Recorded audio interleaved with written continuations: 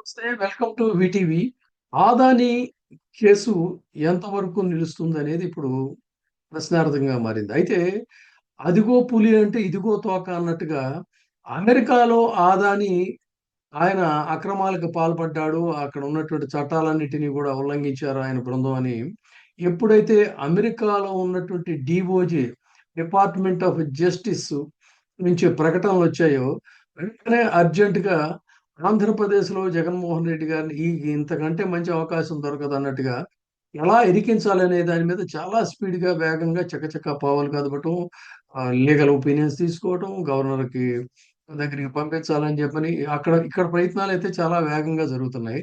కానీ ఇదంతా ఆదానికి సంబంధించి మాత్రం ఏంటంటే వాళ్ళు చాలా నిబ్బరంగా, చాలా శుభ్రంగా, ధీమాగా ఉన్నారు. అంటే ఏమిటి ఇది అనంటే సరే ఇక్కడైతే జగన్మోహన్ రెడ్డి మీద ఇది ఎందుకు పెట్టారు అనంటే ఇది పూర్తిగా రాజకీయం అని చెప్పొచ్చు. ఆశ్చర్యం ఏంటంటే ఆదాని కూడా ఇది పూర్తిగా రాజకీయపరమైనటువంటి అంశం అని చెప్పని ఆయనకు సంబంధించినటువంటి ఆయన చెప్తున్నారు.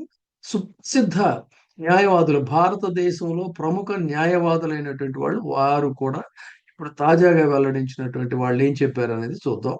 అయితే ఈ డిపార్ట్మెంట్ ఆఫ్ జస్టిస్ డీఓజే చెప్పినటువంటి అంటే వాళ్ళు చేసినటువంటి ఆరోపణలేంటి అన్నట్లయితే అదానీ గ్రూపు తన చైర్మన్ గౌతమ్ అదానీ, ఆయన మేనల్లుడు సాగర్ అదానీ, దాంట్లో ఉండేటువంటి కీలక నిర్వాహకుడైనటువంటి వినీత్ జైన్ వీళ్ళు యూఎస్‌కి సంబంధించినటువంటి చట్టాలకు సంబంధించి లంచం, ఫారెన్ కరప్టివ్ ప్రాక్టీసెస్ యాక్ట్ అంటే ఎఫ్‌సిపిఏ యాక్ట్ వీటికి సంబంధించి ఉల్లంఘనలకు పాల్పడ్డారని. అయితే ఈ ఆరోపణలను వాళ్ళు మళ్ళీ తాజాగా ఖండించారు.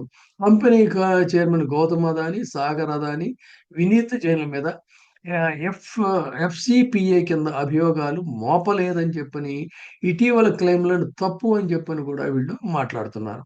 స్టాక్ ఎక్స్‌చేంజ్ ఫైలింగ్‌లో ఆరోపణలకి కేంద్రంగా ఉన్నటువంటి అదానీ గ్రీన్ ఎనర్జీ లిమిటెడ్ చెప్పిందేంటంటే లేటెస్ట్‌గా గౌతమ్ అదానీ, సాగర్ అదానీ మరియు వినీత్ జైన్‌లకి సంబంధించిన నేరారోపణల్లో ఎఫ్‌సిపిఏ ఎలాంటి ఉల్లంఘనలకి పాల్పడలేదు. యు యూఎస్ డీఓజే లేదా యూఎస్ ఎస్‌సిసి యొక్క ఫిర్యాదుల్లో పూర్తిగా వాళ్ళు చెప్తున్నట్టుగా మోసం, కుట్ర, వైర్ ఫ్రాడు, సెక్యూరిటీ మోసాలు ఇలాంటివన్నీ గూడా ఉన్నాయని జెప్తున్నారు. ఇవన్నీ గూడా కరెక్ట్ కాదు. లంచం ఆరోపణలైతే పూర్తిగా నిరాధారం అని జెప్పని వీళ్ళు గట్టిగా జెప్తున్నారు. 20 సంవత్సరాలు యూఎస్‌డి $2 బిలియన్ లాభాలను ఆర్జించేలాగా సౌర విద్యుత్ కాంట్రాక్ట్‌లు పొందేందుకు భారతీయ అధికారులకి వీళ్ళు 265 మిలియన్ల లంచాలు చెల్లించారు అనేటువంటి అభియోగాలన్నిటిని గూడా ఈ గ్రూపు కొట్టిపారేస్తా ఉంది. అయితే ఈ నేరారోపణల్లో జరిమానాల సంఖ్య గాని, లేతే ఎంత ఏంటి అనేది గాని, ఈ డీటెయిల్స్ గాని ఇవేమి గూడా లేవు. ఇదంతా కూడా చాలా వేగ్‌గా ఉంది అనేటువంటిది చెప్తున్నారు. ఇది ఇలా ఉంటే మా మీడియాకి దగ్గరకు ముందుకొచ్చి సుప్రసిద్ధ న్యాయవాదులైనటువంటి ముకుల్ రోహత్గి, మహేష్ జత్మలాని ఇద్దరు గూడా సంయుక్తంగా ఈ కేసుకు సంబంధించి మీడియాతో మాట్లాడినటువంటి మాటలేమిటి అన్నట్లయితే, భారత మాజీ అటార్నీ జనరల్ అయినటువంటి ముకుల్ రోహత్గితో పాటు రాజ్యసభ ఎంపీ, సీనియర్ న్యాయవాది అయినటువంటి మహేష్ జత్మలాని వీళ్ళిద్దరూ గూడా మీడియాను ఉద్దేశించి మాట్లాడుతూ, దీంట్లో ఎలాంటి విశ్వసనీయమైనటువంటి ఆధారాలు గాని, లేదు స్పెసిఫిక్‌గా చెప్పుకునేటువంటి అంశాలు కానీ ఇవి లేవు. నేను యూఎస్ కోర్ట్ ద్వారా ఈ నేరారోపణ సంబంధించి తెలుసుకోవడానికి వెళ్ళాను. 5 ఛార్జీలు లేతే ఇందులో 5 ఫ్యాక్టర్స్ ఉన్నాయి అనేది నా అంచనా. అందులో ఒకటేంటి అన్నట్లయితే 5 ఫ్యాక్టర్స్‌లో మిగతా వాటికంటే ముఖ్యమైనది గమనించేదేంటంటే కౌంట్ 1లో లేదా కౌంట్ 5లో మిస్టర్ అదానీ లేదా ఆయన మేనల్లుడు మీద ఎలాంటి ఆరోపణలు లేవు అని చెప్పని ముకుల్ రోహత్గి చాలా స్పష్టంగా చెప్తున్నారు. అదానీ ఎగ్జిక్యూటివ్‌లపై కాకుండా కొంతమంది ఇతర వ్యక్తుల మీద కొన్ని ప్రధాన ఆరోపణలైతే ఉన్నాయని చెప్పని ముకుల్ రోహత్గి చెప్తున్నారు. అయితే ఇవన్నీ కూడా చాలా అస్పష్టంగా ఉన్నాయి. అర్థవంతంగా కూడా లేవు అని చెప్పనేటువంటిది వాళ్ళు చెప్తూనే మళ్ళీ ఏమన్నారు, ఇది కేవలం మా వ్యక్తిగతమైనటువంటి అభిప్రాయాలు అని చెప్పని ఈ సీనియర్ న్యాయవాదులు చెప్తూ, నేను అదానీ గ్రూప్ ప్రతినిధిని కాదు. నేను న్యాయవాదిని. అనేక కేసుల్లో అదానీ గ్రూప్ తరఫున హాజరవుతున్నానని కూడా ఆయన చెప్పారు. ఈ ఇద్దరు అదానీలని మినహాయించి ఇతర వ్యక్తుల మీద కౌంటర్ నంబర్ 1 ఉంది. అందులో కొంతమంది అధికారులు, ఒక విదేశీ వ్యక్తి ఉన్నారు. అమెరికా రూపొందించినటువంటి విదేశీ అవినీతి పద్ధతులను ఉల్లంఘించేటువంటి కొన్ని అంశాలు ఇందులో ఉన్నా కూడా, ఇందులో అదానీ పేరు స్పష్టంగా లేదు అని చెప్పని భారత మాజీ అటార్నీ జనరల్ చెప్తున్నారు. అయితే ఇక్కడే గమనించాల్సిందేంటంటే, ఈ ఈ వీళ్ళు మాట్లాడుతున్నటువంటి మాటలు ఎలా ఉంటే, మరొకటేంటంటే వారు చెప్తున్నది, ప్రతిపక్షాలు ఈ అంశాన్ని రాజకీయం చేస్తున్నాయి అని మహేష్ జత్మలాని విమర్శిస్తున్నారు. ఇది స్పష్టంగా రాజకీయంగా దీన్ని వాడుకుంటున్నారు. మహారాష్ట్ర ఎన్నికల్లో ఎదురు దెబ్బ తగిలినటువంటి కాంగ్రెసు, భారత కూటమి, ఇండియా కూటమి ఈ దృష్టిని మళ్లించేందుకే మాత్రమే దీన్ని ఉపయోగించుకుంటున్నాయి.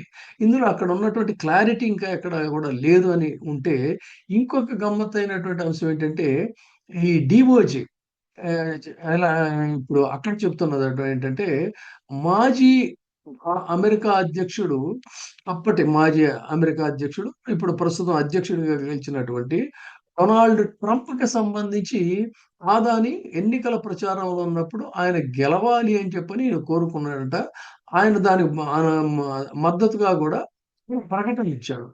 దీంతో ఈ డీఓజీకి అప్పటి ప్రభుత్వానికి చిర్రెత్తుకొచ్చి దీని మీద ఈ ఈ ఇలాంటి అనాలోచితమైనటువంటి ఆరోపణలు, తొందరపాటు అభియోగాలు చాలా హడావిడిగా చేశారు అనేటువంటిది వాళ్ళు చెప్తున్నటువంటి మాట.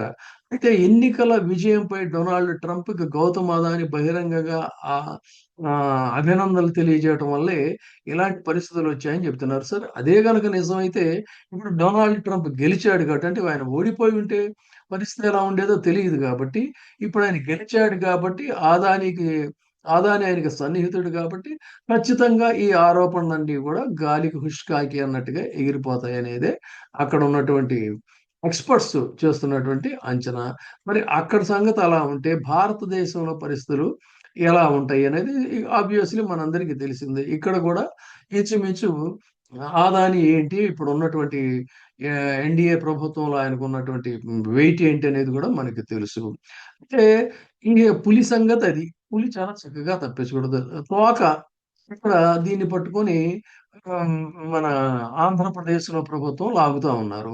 అది ఎంతవరకు ఇదవుతుంది అనేటువంటిది ఇక్కడ గమనించాలి. సో, మొత్తంగా చూసుకున్నప్పుడు ఏంటంటే, ఈ కేస్ అనేటువంటిది ఎలాగో నిలబడేటువంటి కేసు కాదు అనేది చాలా స్పష్టంగా తెలుస్తుంది. అమెరికాలో కూడా డొనాల్డ్ ట్రంప్ గూడా దీనికి సంబంధించి అదానికి సంబంధించి పాజిటివ్‌గానే ఆయన రెస్పాండ్ అవుతాడు.